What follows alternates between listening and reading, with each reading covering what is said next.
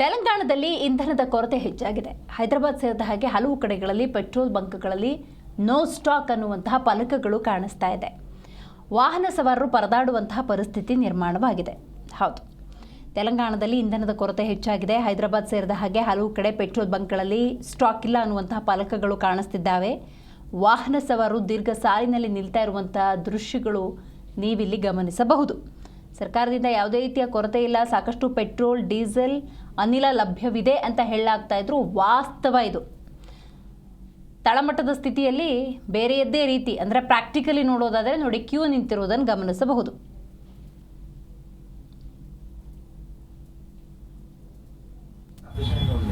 Petrol కి అసలు shortage లేదు, డీజిల్ కి షార్టేజ్ లేదు. నేను ఏంటంటే జనాలు ప్యానిక్ అవ్వడం వల్ల ప్రతి ఒక్కరు ట్యాంక్ ఫుల్ చేసుకున్నారు. బేసిక్గా అయితే 100-200 అలా కొట్టించుకున్న వాళ్ళు కూడా ట్యాంక్ ఫుల్ చేసుకున్నారు. దాని ఫ్యూయల్ అయితే సఫిషియెంట్ ఉంది.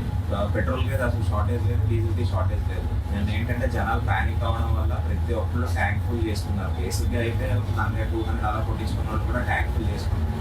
దాని ఫ్యూయల్ అయితే సఫిషియెంట్ ఉంది.